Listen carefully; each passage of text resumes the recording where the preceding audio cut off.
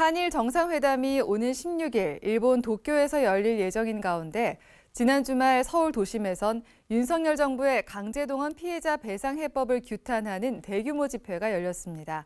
집회 참가자들은 정부 해법은 역사 정의와 사법 주권을 부정한 굴욕적인 백기투항이라며 즉각적인 철회를 촉구했습니다. 오요셉 기자입니다.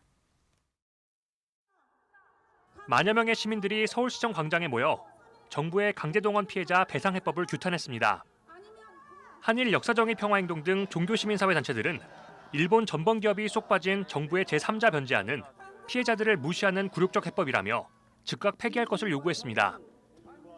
한국기독교교회협의회 이용정 총무는 이번 정부 해법은 일제강점기에 억압과 착취를 당한 피해자들의 역사 정의 투쟁에 대한 모독이라며 그 어디에도 피해자의 존엄과 인권 회복을 찾아볼 수 없다고 말했습니다. 이어 정부 해법은 한미일 삼각 동맹을 위해 피해자와 역사 정의를 희생양으로 삼은 것이라며 윤석열 대통령은 굴욕적 외교로 우리나라를 미일 중심의 신냉전 질서에 확실히 편입시킬 것이라고 비판했습니다. 한반도 평화와 국민 주권을 훼손한 반평화적이고 자해적인 조치입니다. 한미일 대 북중나라는 신냉전 위기 구도는 강화될 것이고 한반도의 분단 체제는 고착되며 한반도에 살아가는 평화 주권자인 국민의 생명 안보는 항시적인 전쟁 위기 상황에 직면하게 될 것입니다. 정부의 해법 발표 이후에도 강제동원 사실 자체를 부정하고 있는 일본 정부의 태도와 우리 정부의 저자세 외교에 대한 비판도 쏟아졌습니다.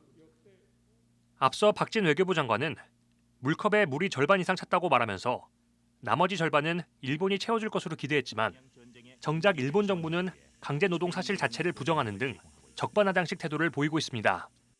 앞으로 끊임없이 독도를 탐내는 일본의 야욕은 어떻게 막을 것입니까?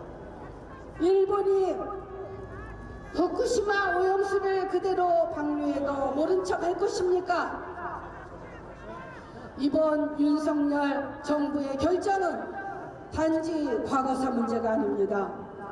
우리의 국익과 미래가 직결된 문제입니다.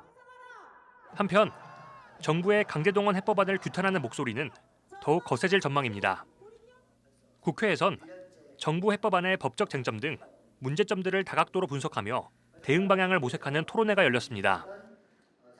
정부나 재단이 정부안에 반대하는 피해자를 상대로 일방적으로 변제 공탁을 하고 그 공탁의 효력을 여러 가지 법률적 견해가 있으니 법정에서 판단을 받겠다라고 해서는 안 된다고 봅니다.